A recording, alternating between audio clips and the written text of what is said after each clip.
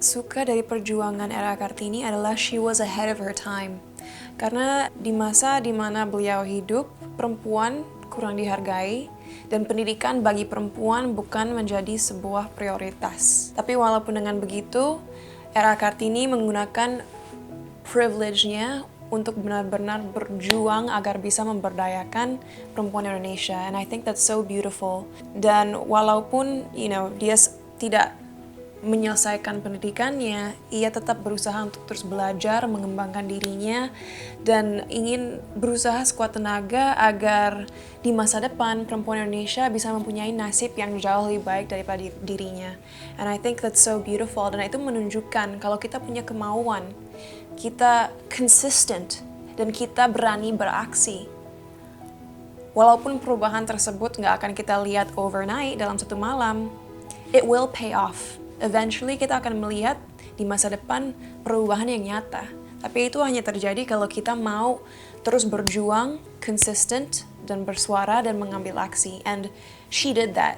So I truly admire her, dan aku harap di zaman sekarang kita bisa terus melihat lebih banyak perempuan lagi melakukan perjuangan yang sama di bidang apapun itu. Karena walaupun klise, itulah suatu hal yang selalu aku bilang dalam interviewku, yaitu setiap revolusi yang kita lihat dalam sejarah itu dimulai oleh kelompok kecil yang consistent dalam bersuara, yang tidak takut mengambil risk, dan akhirnya melakukan aksi yang nyata yang akhirnya di-notice oleh banyak orang dan membuat perubahan yang nyata dalam masyarakat mereka. And so that's why I always say, walaupun kadang-kadang mungkin dalam pikiran kita ngerasa sendiri, dengan kita bersuara, kita menginspirasi orang lain untuk sadar bahwa apapun yang mereka alami itu bukan sesuatu yang hanya mereka alami dalam kehidupan mereka sendiri, but a lot of women, a lot of people are going through the same things, gitu. And therefore, if you have a voice, use it to inspire others.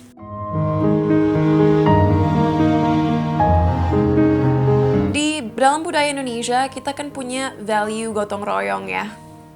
Dan mungkin kadang-kadang kita terlalu gampang mengatakan kata-kata itu, ya kita budaya gotong royong, kita saling membantu. Tapi kenyataannya kita melihat banyak sekali orang sering menjatuhkan satu sama lain, sering menjelekkan satu sama lain. So potensi apa yang kita harus gali dalam masyarakat kita, apalagi perempuan ya. Perempuan harus sadar bahwa satu-satunya cara kita bisa merubah kondisi yang ada dalam negara kita sekarang adalah dengan saling mensupport satu sama lain. Karena kalau kita bisa bahagia melihat satu sama lain berkembang, menjadi semakin sukses, semakin meningkat potensinya, kita semua akan berkembang sama-sama. Believe it or not, you will grow with your circle. Selama kita sadar bahwa seharusnya kita bisa bahagia buat orang lain kalau mereka sukses atau maju gitu. Jadi sebagai perempuan, sadarlah bahwa kita itu sangat kuat. Tapi at the same time, kita nggak bisa bekerja sendiri kalau kita mau melihat perubahan yang nyata. So let's work together, let's support one another. Sebagai perempuan jangan saling julid, jangan saling menggosip, jangan saling menjatuhkan satu sama lain. Because then, bagaimana orang-orang mau percaya bahwa apa yang kita perjuangkan adalah sesuatu yang penting dan harus diperjuangkan. So, value apa yang kita harus gali dalam diri kita sebagai perempuan? Value yang membuat kita sadar bahwa kita semua punya kelebihan dan kekurangan kita sendiri. Fokuslah kepada kelebihan yang kita punya, dan sadarlah apa kelebihan orang lain. Kalau kelebihan orang lain adalah kekurangan kita, well, let's work together so we can complete one another. Ya, agar kita bisa melengkapi satu sama lain. And that's why collaboration atau value gotong royong, apalagi untuk sama perempuan, itu sangat penting. Karena kita bisa saling melengkapi dan mengovercome kekurangan yang kita punya. And if we're able to work together, man, I think we would be so powerful. Kita sendiri aja bisa menjadi sosok yang sangat kuat kalau kita percaya dengan diri kita sendiri. Imagine kalau kita gabung kekuatan kita semua.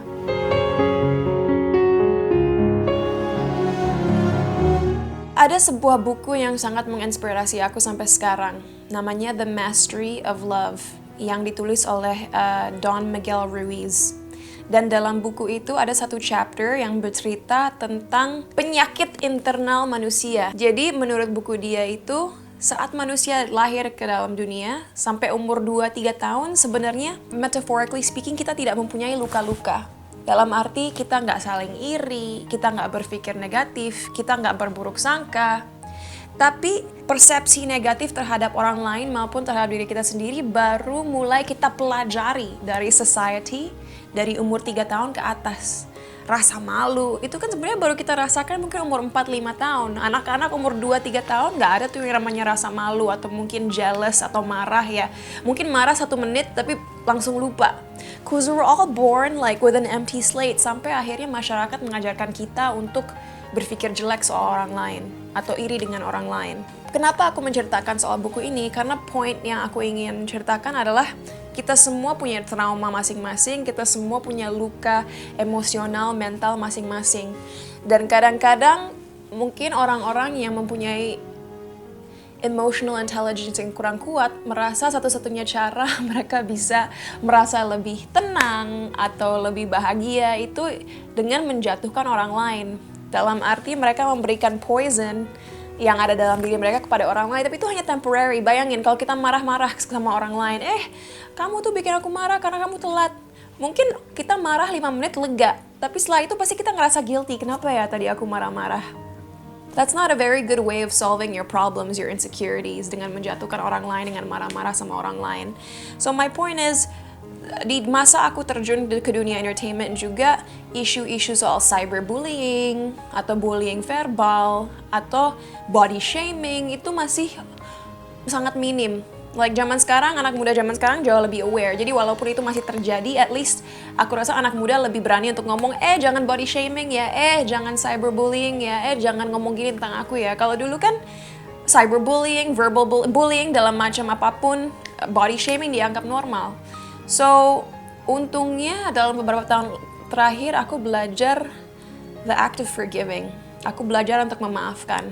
Dan yang aku sadari adalah bukan salah orang-orang yang berkata jahat tentang aku, bahwa mereka mungkin pada saat itu tidak sadar apa yang mereka lakukan itu adalah bullying. Dan you have to remember, waktu aku mulai karir aku, I was 12 years old. Mereka juga nggak sadar perkataan mereka itu mereka lakukan terhadap anak di bawah umur. Because I always was treated like an adult. Padahal aku masih remaja pada saat itu. Kan ada quote, hurt people. Orang yang tersakiti menyakiti orang lain. So aku anggap sekarang kalau aku lihat masa lalu aku, awal karir aku, they're just hurt people. Mungkin mereka ada masalah dalam hidup mereka, mungkin ada sebuah insecurity yang membuat mereka merasa harus seperti itu. Mungkin mereka juga yaitu tidak mencari informasi agar tahu kebenaran. Oleh karena itu mereka membuat asumsi yang tentunya salah. Tapi lagi-lagi, I can't control how other people react. Aku nggak bisa mengontrol persepsi orang lain tentang aku hanya bisa mengontrol bagaimana aku bereaksi terhadap itu. And I choose untuk tetap mempunyai hati yang penuh cinta, as cliche as that sounds. And I choose to spread love. Kalau sekarang mungkin lebih banyak orang notice bahwa ternyata aku punya values atau misi yang mereka anggap suatu hal yang positif, well I'm happy. Mungkin mata mereka lebih terbuka sekarang. Tapi whatever the case, reaksi aku terhadap perkataan jelek orang lain itu ya sebenarnya biasa-biasa aja. Karena aku sangat bersyukur juga bahwa Tuhan udah membuka mata aku dan membuat aku sadar bahwa memaafkan orang lain itu sebenarnya bukan buat orang-orang yang udah nyakitin kita. Memaafkan itu untuk diri kita sendiri. Karena kita berhak untuk nggak terus tenggelam dalam kebencian orang lain. We deserve to be happy. Dan dengan kita memaafkan itu membuat kita lebih lega, memberikan kita kesempatan untuk bisa meninggalkan apa yang terjadi di masa lalu dan terus melihat ke depan. And that's the way I approach life. Dan oleh karena itu sebenarnya tahun 2022 ini aku memulai sebuah kampanye, sebuah gerakan yang namanya Act of Love, di mana mudah-mudahan gerakan ini akan ada untuk selamanya ya di Indonesia. Mungkin ini akan menjadi legacy aku, tapi dengan banyaknya negativitas, hoax, dan ya bullying, pelecehan di luar sana, aku harap gerakan Act of Love ini bisa membuka pikiran generasi muda tentang sebagaimana pentingnya pertama-tama untuk nggak menjatuhkan orang lain, karena nggak semua orang punya mental yang kuat, tapi kita sendiri bagaimana kita bisa bereaksi dan mengambil aksi jika ada sesuatu yang nggak enak terjadi kepada kita. And that's something that I'm working on, act of love. At the end of the day, kalau kita tahu untuk nggak membandingkan diri kita dengan orang lain dan nggak dengerin perkataan orang lain kalau hal itu negatif dan tidak konstruktif, aku rasa kita akan cukup kuat untuk terus fokus di path kita sendiri. And it doesn't matter what people think, as long as we know what we're doing is the right thing.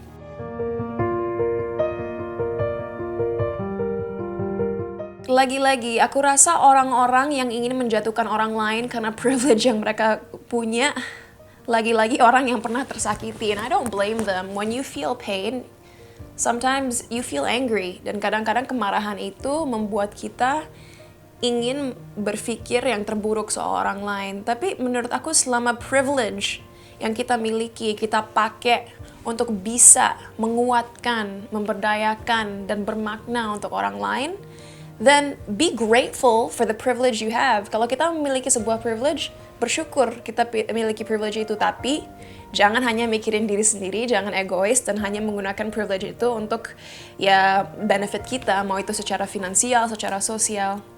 Use it to inspire other people. Jadi kalau ada orang misalnya yang mau nyindir aku tentang privilege yang aku punya, excuse me, let them. For me, it's not a big deal karena aku tahu bahwa aku berusaha sekuat tenaga dengan fasilitas yang aku punya, dengan knowledge yang aku punya, dengan apapun kelebihan yang aku punya, memberikan itu kembali kepada masyarakat sebisa mungkin.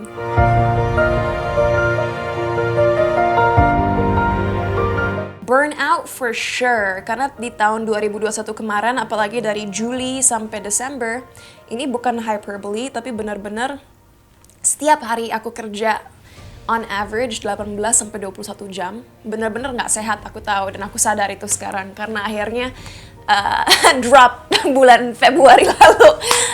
Tapi my point is, burnout pasti, karena aku orang yang sangat ambitious dan banyak sekali yang ingin aku capai di usia yang muda. Dan aku juga merasa bahwa memang energi aku tuh limitless dan aku nggak pernah mau berhenti. Tapi I realize that life is about balance. Lagi-lagi itu sebuah kalimat yang cliche, but it's true. Kalau kita sakit, ya kita nggak bisa terus produktif. Jadi kalau burnout itu pasti, saking ambitiousnya, saking ingin mencapai banyak hal, kerjanya sempat sampai nggak berhenti, tidur nggak cukup, pokoknya benar-benar hidupnya work. Tapi itu kemauan aku sendiri, nggak dipaksa siapa-siapa. Kalau jealous melihat pencapaian orang lain, pasti semua orang pernah ngalamin itu. Thankfully, dalam 2-3 tahun terakhir, aku semakin tahu apa kelebihan dan kekurangan aku. Aku tahu passion aku di apa, aku tahu kapasitas aku, dan aku juga sadar bahwa everybody's different. Aku sangat-sangat sadar bahwa di luar sana banyak sekali orang-orang yang jauh lebih cantik daripada aku, jauh lebih pintar daripada aku, jauh lebih bertalenta daripada aku. Tapi nggak semua orang memiliki visi dan kemauan yang sama dengan aku. Dan kalau buat aku itulah kelebihan aku. Kemauan aku untuk terus maju dan belajar dan berkembang. And that's so important. Jadi to answer that question, aku juga dalam phase dalam hidup aku di mana aku udah nggak terlalu memperdulikan hidup orang lain. Malahan kalau aku melihat seseorang yang sukses atau lebih sukses daripada aku, I'm happy for them. Kalau kita ingin membuat dunia ini menjadi dunia yang lebih baik, kita harus membiarkan orang lain juga berkembang dan melakukan hal-hal yang mereka bisa untuk membuat dunia ini lebih baik. And if that means they have to be better than me at something, then let it be. Gitu. Kita nggak bisa egois karena untuk menjadi sosok yang inspiratif atau bermakna untuk orang lain itu bukan sebuah kompetisi, bukan seharusnya sesuatu yang kita lakuin untuk membuat image kita lebih keren atau membuat branding kita lebih bagus di mata orang. When you do something for other people, it should be because you truly want to do it from your heart. So even kalau itu artinya orang-orang nggak sadar apa yang pernah aku lakuin buat orang lain, that's fine, because we're not doing it for the recognition. Kita benar-benar melakukannya untuk melihat sebuah perubahan yang nyata.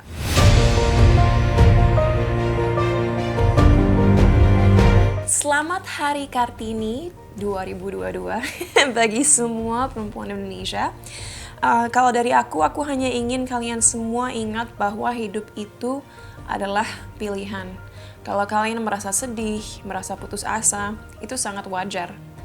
Tapi sadar juga bahwa semuanya dalam kapasitas kalian untuk memilih bangkit dari situasi apapun yang kalian alami dan terus maju. So the choice is yours. Do you want to dwell on your sadness? Or do you want to fight through it and grow? Jadi sebagai perempuan jangan pernah merasa terlimitasi karena emosi yang kalian rasakan atau karena perkataan orang lain yang negatif. It's all within your control.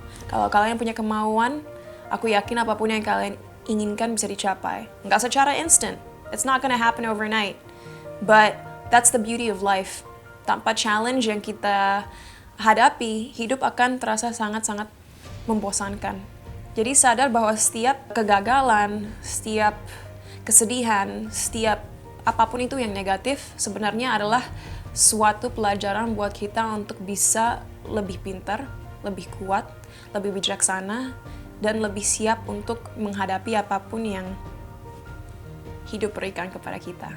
So to all the Indonesian women out there, stay strong, believe in yourself, support one another, and let's continue to grow and empower one another.